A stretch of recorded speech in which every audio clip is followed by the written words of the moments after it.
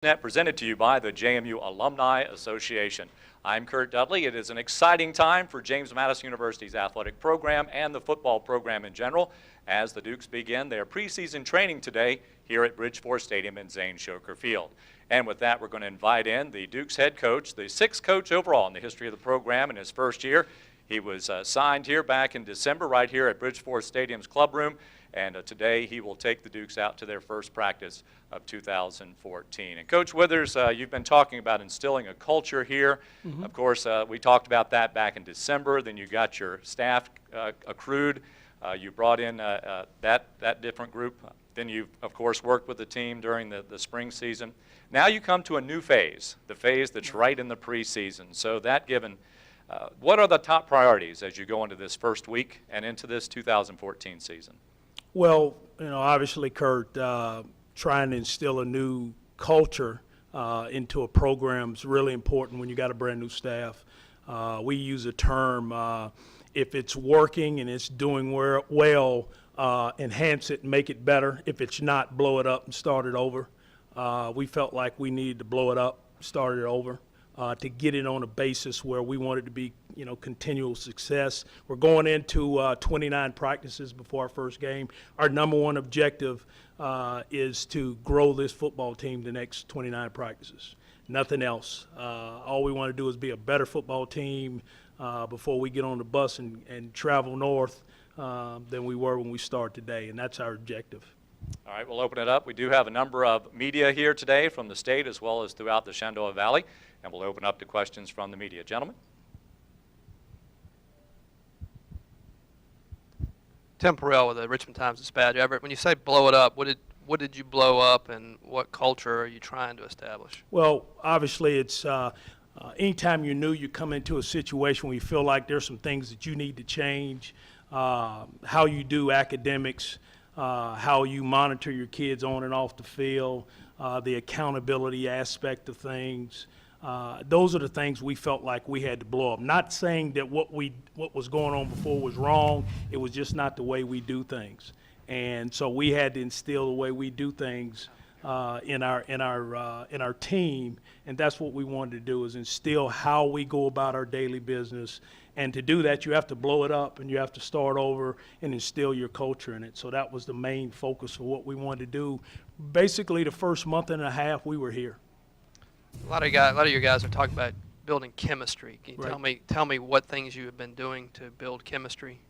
Well, we spent an awful lot of time together here this summer. We had 95 guys here from about June the 16th through about July 25th, with a July 4th break in there. So we had a bunch of guys here. We had our freshmen here. I think it's one of the first times that they've had nearly a whole entire group of freshmen here for the summer. We had nearly all of our upperclassmen here. We had a couple guys doing internships that were not here this summer, but that's a good thing if they're out doing internships. So we tried to build chemistry. We felt like the third quarter, we called the summer phase the third quarter of our program, and we felt like the third quarter is probably as important as any other quarter, because that's when you build a bond of your football team, when they have to kind of watch each other. NCAA does not allow coaches to be around on the field with them, so you have to build some leadership and some chemistry with your football team.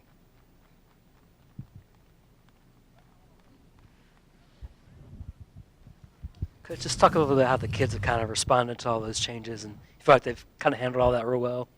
Yeah, I felt like these guys have done an unbelievable job. Anytime you take over a program that's transition, you're going to lose kids. They're used to doing things a certain way, and then you come in and then you change that on them.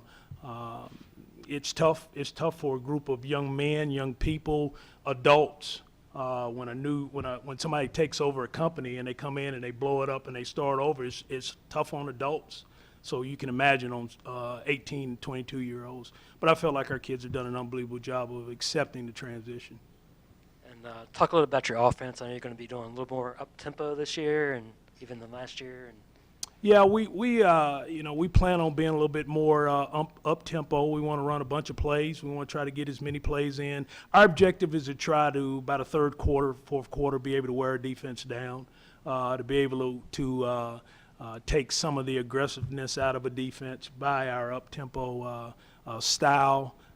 We hope that translates into more points on the scoreboard. And what we also hope that translates into opponents having to change their game plan on their offense. Coach, you had the spring to evaluate and also begin to install your schemes. You have 4 weeks now before the opener. Talk about both processes there, continuing evaluations, but also getting ready for the grind of a season. Well, the spring, basically, again, when you're installing a new program, a new culture, that's what you're trying to do. How to practice at our pace. Our pace is a lot faster and a lot more upbeat and a lot more intense than probably the previous pace was. So teaching young men how to be accountable and be where they need to be and practice it the way we want to practice. We talk about competitive reps. People always talk about you practice like you play, and then they don't execute that. They say practice like you play. We tried to get competitive reps in practice. That means full speed reps. We hit a lot last spring. We had a lot of contact last spring. Hopefully that'll translate into us being able to go out here now in August and be a physical football team, stay healthy. But our spring objective was to teach our team what we wanted to do as a football family, and then now be able to enhance that in August. And also, if you could talk about the switch on defense to a 3-4 and what that will do, more attacking style, and what that will do for you defensively. Well, I think the philosophy of being in a 3-4 as opposed to the 4-down, 4-3 alignment, which we will be in some also, gives us the opportunity to go recruit the linebacker types that you need, that you're able to get at the FCS level and even the FBS level. We want to be able to go out and get those guys when you see them walking the halls in high school that are 6'2", 210 pounds. They think they're the point guard on the basketball team. When there's no chance of that happening for them, they can come play outside linebacker at the college level. So there are a lot of those guys on high school campuses that we can go out and recruit. And obviously one of the toughest things to recruit is defensive linemen. So now using a 3-down scheme, we're able to go recruit the defensive linemen we need to go recruit. We feel like it gives us the ability to be more aggressive and to show an offense that will be balanced and still be able to bring pressure with a balanced look. Everett, you talk about recruiting to your new defense, but what do you have in-house already, and is that enough? Can you be successful in year one of a new defense with guys that were fitting into a 4-3? Yeah, and I've told people this before. I don't think talent's the issue. And the previous staff did a good job of recruiting. We would like to have a little bit more size at some positions. One of the things we talk about is recruiting size, length, and speed. Size, length, and speed. Big guys, you have long arms, long legs, they can run. Okay, a lot of times those are on the basketball court. Go find those guys and help you in the football game, because that's what wins. You look at really good football teams, they're big, long, and fast. And that's what we want to try to do. We have some guys like that on our campus now. We have to continue to improve that in the secondary. We're not nearly as big in the secondary as I like to be. I like to be big in the secondary. We're not that. But we will continue to recruit to that. But I feel like talent isn't the problem here. It's how we play. It's how we finish and how tough we are. Yeah, the outside linebacker types that you guys have here with Asen and kind of Titus doing those kind of things. Yep. What are you going to look for out of those guys this season, and maybe early in training camp? What do you want out of those guys? Well, they have to be athletic. They have to be physical. They have to be able to play on the line of scrimmage to stop the run. They have to be able to play in space on a number 2 receiver and cover. We're not going to ask them to play man-to-man on slot receivers, but we're going to ask them to play some zone concepts. They have to be good blitzers, but they have to be able to set the edge for our defense. We want to be able to blitz those guys and bring those guys with pressure. You talk about guys like Andrew Ankara, guy like him. I mean, his body type is what we're looking for. So we're looking for guys that look like that. They're 6'3", 6'4", long arms, that can run and still play physical in the run game. Coach, in the spring, said you were looking to upgrade your wide receiver and your cornerbacks. Yeah. Were you able to address some of those as you headed into the summer? Well, we brought a couple guys in, a couple transfers in that we're looking forward to seeing them on the practice field really for the first time for us as coaches. And not the first time for me. One of them I knew from my days at North Carolina, Sean Tapley. So we're looking forward to those guys getting on the field. Sean Tapley, Ishmael Hyman, guys, Sean from North Carolina, Ishmael from the University of Kansas. We also signed a young man, Javon Curry, from the Maryland area. So we're looking forward to seeing those new guys out there on the field. We feel like we had a better spring. Just reports over the summer, I felt like with our quarterback, he did a nice job of getting those guys together in the off season and working timing and throwing routes, stuff that I guess they had never done before here. So I feel like we go into a little bit better prepared for the season or for the start of camp than in previous years. Your young linemen got some reps in the spring Yeah. because you had some people out. Where do you feel that group is like as you head into this camp? Well, I've hired a guy named Brad Davis, who I feel like is one of the up-and-coming guys in college football, coaching the offensive line. My history with Brad goes back to North Carolina when Brad was a graduate assistant at North Carolina, and he worked for a guy named Sam Pittman, who I think is the best offensive line coach in college football. And Brad has a lot of the same traits. Brad was the offensive coordinator at Portland State, and they were #1 in FCS in rushing. So that was a great hire for us.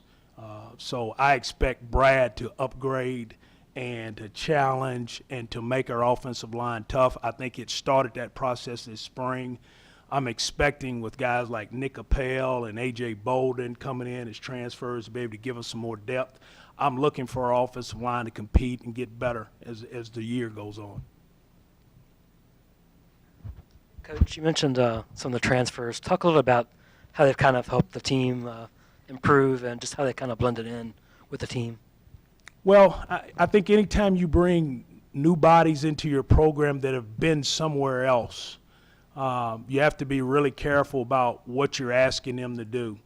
We have not asked any of those guys to come in and say, you're the starter at a position, because right now there are no starters. Okay, so they're in our program to compete. Their objective is to find a role on our football team and make our football team better. I sit down with each one of those guys when we recruit them, and the day they decide they want to come and they step on our campus, we sit down and we talk about fitting into the culture of this place. It's not the culture where you came from. So we have to, indoctrinate them into our culture. We're not doing it the way they did it at Tennessee or at North Carolina or at Toledo. We're not. We're doing it the JMU way, and they have to learn that. And the guys, if you recruit the right guys that are mature enough, they can fit into that. And we feel like we've hit a home run with these guys. Kind of playing off of that, Vad Lee comes from the ACC, Yep. big name quarterback. How does he fit in, and what do you expect out of him leadership-wise? Because there's a guy who has to, obviously in a quarterback spot, has to take a leadership role. Well, Vad is, obviously coming in right around the same time we all got here. Vad's done an unbelievable job. If you ask people in the community, he's an upstanding young man. He does a nice job of representing JMU in the community. He's a very, very competitive young man. He wants to be right on everything. One of the things we have to help him with that he is not going to be right all the time in the football game. But he is a competitor. Again, I go back to times this summer where I would get a phone call. I'd be in my office on Saturday morning. I'd get a phone call from Vad about opening up the stadium so he can get all the wide receivers in here to throw. So that's what kind of leader he's been. And if you ask our football team, the guys that have been here, they have not had a quarterback in the previous couple of years like that has taken guys and said, follow me. And that's what I'm looking forward to. I'm looking for Vad growing into that role and being better each year. And what does he do at quarterback? We've not seen him throw the ball a lot in his time at Georgia Tech because he wasn't asked to a lot. Right. But can he be a guy who can? We know he can be effective with his feet and on Sure. the perimeter and extending defenses. Can he also be effective as a throwing quarterback? Well, I had an opportunity to recruit Vad out of high school, so I got to see a lot of him. And I know he can. I saw, obviously he's from one of the better programs in the state of North Carolina. That's put out a lot of talented players, and Georgia Tech got a steal. They just couldn't keep him. But he can definitely throw the football because I had an opportunity to see him lead his team to state playoffs and state championships. Everett, how many freshmen are you anticipating are going to play vital roles for you? I have no idea.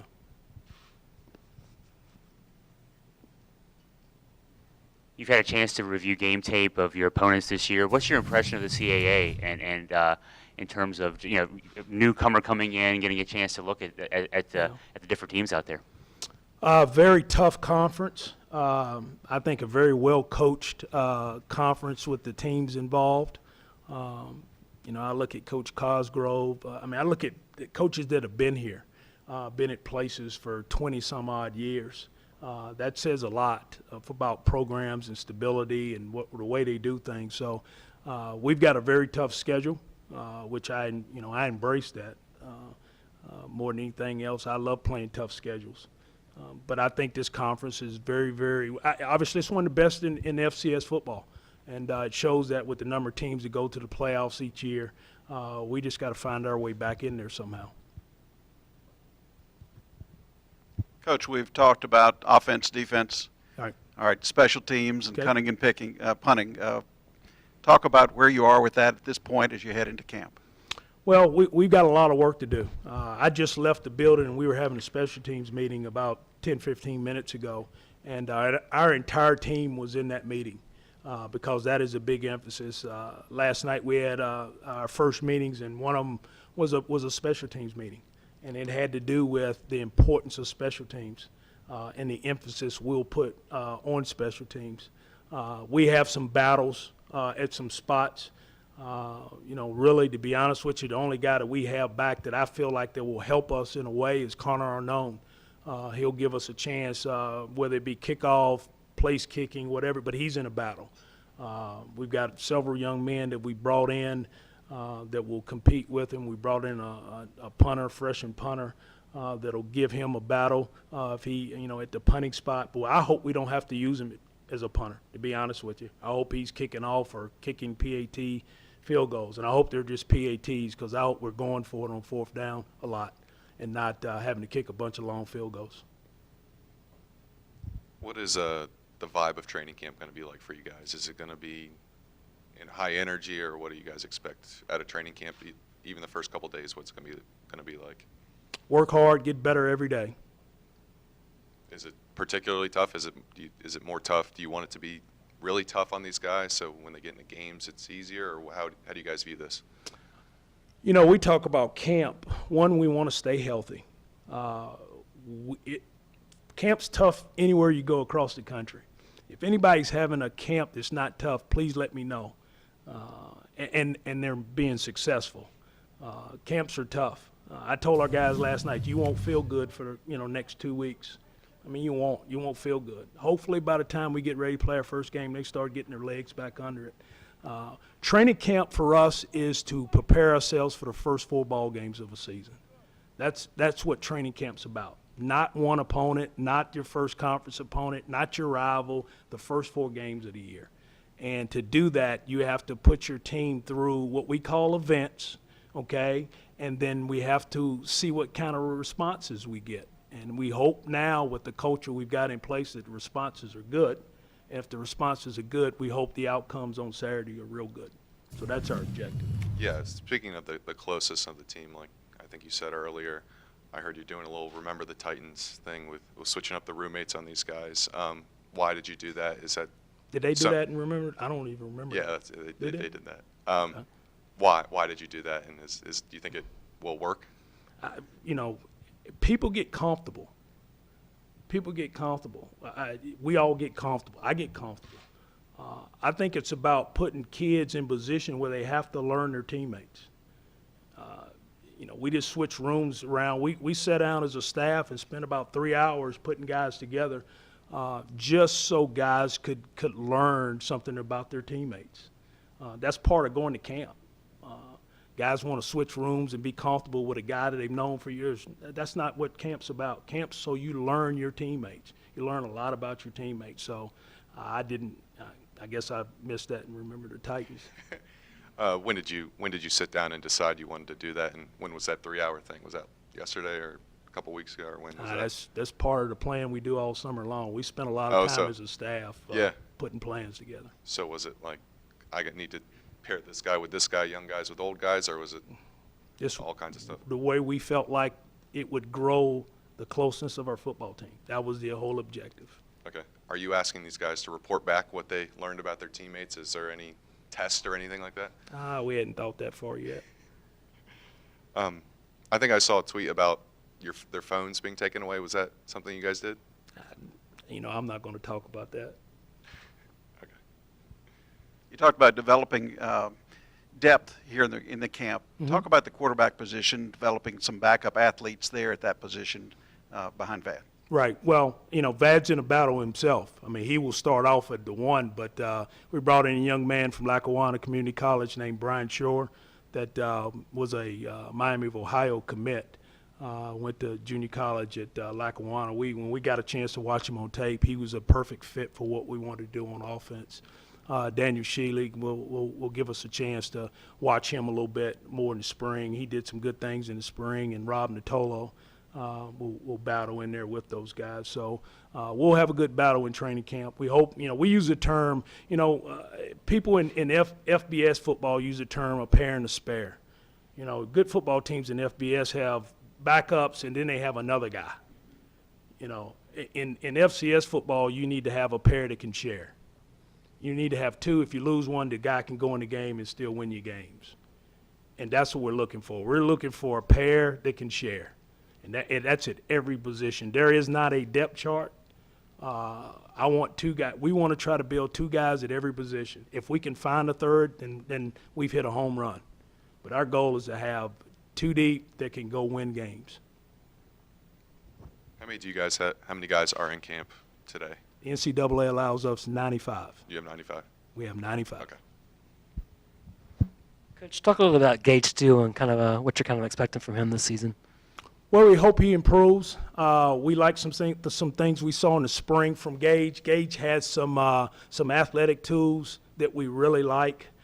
He's a tough kid, very serious kid. He works a lot at his craft. We want him to continue to grow as a leader. He's not a real talkative guy, so we have to make him do some things. We try to put him, again, make him uncomfortable and make him have to communicate with his teammates. If he'll do that and grow in that way this training camp, that'll be a plus for us.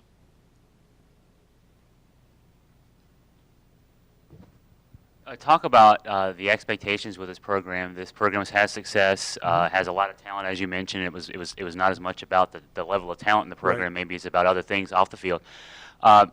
Is this a team with all the changes schematically, offense and defense? Can this be a playoff team this year?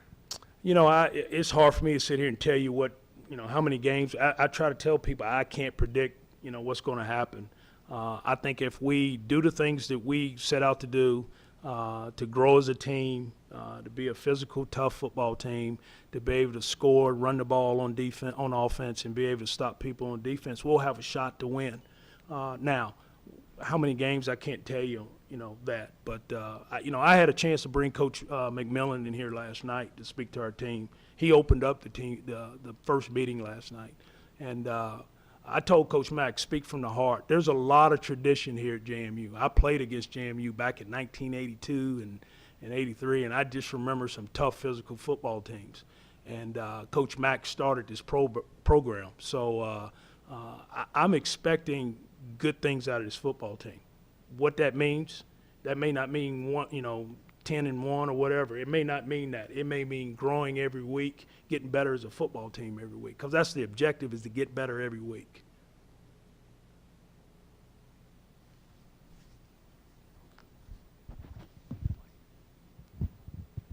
Any additional questions from members of the media? All right, gentlemen, thank you for coming out.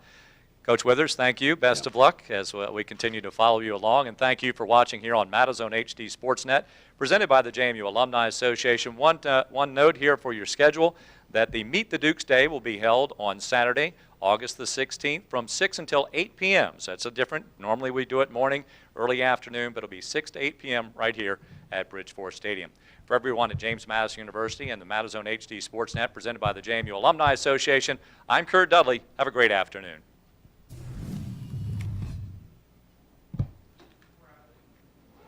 If you guys walk in the locker room, do not step on the Duke dog in the locker room. That costs you 50 push-ups and 50 sit-ups. Just so you know, I'm warning you, okay? Because one of the players or myself will make you do, and you won't be able to leave until you do them, okay?